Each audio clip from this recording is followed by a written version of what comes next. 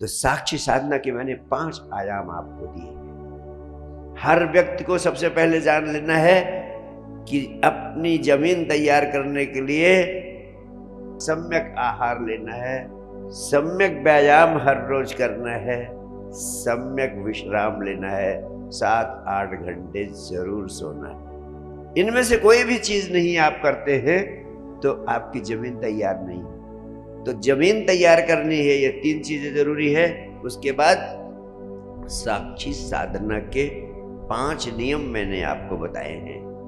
पहला नियम है हर रोज प्रातः काल सोकर उठते ही पहला काम संजीवनी क्रिया का अभ्यास करना है। 20 मिनट से शुरू करें, आधे घंटे तक करें। और कोई भी व्यक्ति इतना अपंग नहीं है कि प्रातः काल सोकर उठते ही अपने गुरु के नाम पर, अपनी आत्मा के नाम पर, अपने परमात्मा के नाम पर, अपने भविष्य के नाम पर 20 मिनट से आधे घंटे संजीवनी क्रिया के लिए नहीं दे सकता। और दूसरा काम है सायंकाल 15 मिनट संजीवनी शुद्धि के लिए निकालना है, यानी अपने सूक्ष्म शरीरों की सफाई करनी है। तमाम सारी नकारात्मकताएं, मल विकार जब से आप पैदा हुए हैं आपके सूक्ष्म शरीरों में इकट्ठे होते जा रहे हैं। बाहर के शरीर की सफाई नहा धोकर आप कर लेते हैं। अगर एक दिन न नहाएं तो शरीर बोझिल हो जाता है, और आपके 5 सूक्ष्म शरीर, उनकी सफाई की आपके पास कोई व्यवस्था नहीं है। वो जब से आप पैदा हुए हैं तब से बोझिल है, उनमें नकारात्मकता भरी है, उनमें धूल धमास भरी है। बिना उसको हटाए आप हल्के नहीं हो सकते। आप जीवन को जीने का आनंद ही नहीं प्राप्त कर सकते। आपके भीतर परमात्मा ने अद्भुत चेतना की शक्ति दी है, उस चेतना की शक्ति का उपयोग ही, उसका स्वाद ही नहीं मिलता है आपको। क्यों? क्योंकि बहुत सारी नकारात्मकताएं आपके सूक्ष्म शरीरों में भरी पड़ी है। तो हर व्यक्ति को चाहिए, वही नकारात्मकताएं नाना प्रकार की बीमारियों का रूप भी ले लेती हैं, जो आपके बाह्य शरीर पे प्रकट होती है, चाहे वो कैंसर हो, चाहे वो हाइपरटेंशन हो, चाहे वो हार्ट प्रॉब्लम हो, चाहे लंग, चाहे लीवर, जो भी समस्याएं हैं वो आपके भीतरी सूक्ष्म शरीरों की सफाई न होने के कारण है। और सूक्ष्म सफाई का, भीतरी सफाई का सबसे शक्तिशाली विज्ञान मैंने आपको दिया है, संजीवनी शुद्धि क्रिया।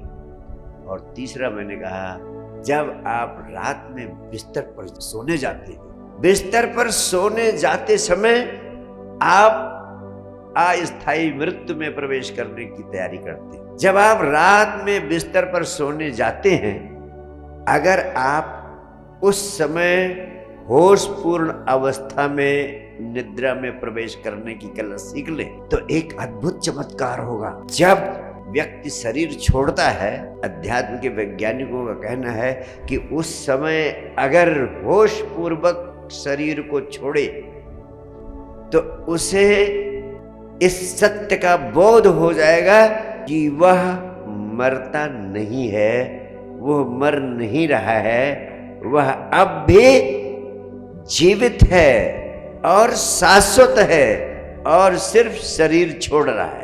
चौथी क्रिया का नाम है टोटैलिटी इन एवरी एक्शन। जो भी कृत्य करते हैं आप, उस कृत्य को करते समय पूरा ध्यान, पूरी ऊर्जा उसी काम में लगा दें। इसकी आदत डालना आप। हर कृत्य में समग्रता। हर रोज सुबह सोकर उठते ही चाय पीते हैं तो जितनी देर चाय पिए उतनी देर कुछ भी ना करें, ना बात करें, न टीवी देखें, न मोबाइल स्क्रॉल करें, सीधे चाय और आप और चाय के बीच में एकत्व हो जाए। तुम चाय पीना ही बन जाओ। सारा ध्यान, सारी ऊर्जा सिर्फ चाय पीने में लग जाए। समग्रता से काम करने का अद्भुत स्वाद आपको पकड़ेगा। फिर आप इस आनंद को, समग्रता से कृत्य को करने के आनंद को जब आप उपलब्ध हो जाओगे तो अपने आप अन्य छोटे बड़े कामों में भी समग्रता से अपनी ऊर्जा को लगाकर काम करने लगोगे अपने आप। टोटलिटी इन एवरी एक्शन का अभ्यास करो। अभ्यास अभ्यास अभ्यास। और 5वां सूत्र है 24 घंटे की जिंदगी में जो भी घटनाएं हो रही हैं उनके प्रति साक्षी भाव में रहना, यानी 24 घंटे साक्षी भाव में जीने का अभ्यास करो। सुख भी आएगा, दुख भी आएगा, हमेशा याद रखना तुम सुख की ही आकांक्षा करते रहते हो। हर व्यक्ति सुख की मांग करता है, सुख की चाह करता है, सबको सुख ही चाहिए। लेकिन दूसरा सत्य तुम भूल जाते हो कि जब तुम सुख को मांगते हो तो उसके साथ उसका दूसरा पहलू दुख अपने आप आ जाता है। 24 घंटे साक्षी भाव में कैसे जिए कि खेल खेल में साक्षी भाव में जीना हमें आ जाए, और खेल खेल में तुम साक्षी भाव में जीना सीख सकते हो। और ये 5 नियम साक्षी साधना के आप समझ लें, इनका थोड़ा थोड़ा अभ्यास करें तो मैं आपको वचन देता हूँ, खेल खेल में बुद्धत्व, खेल खेल में एनलाइटनमेंट, खेल खेल में साक्षात कृष्ण आपके भीतर प्रकट हो सकते हैं।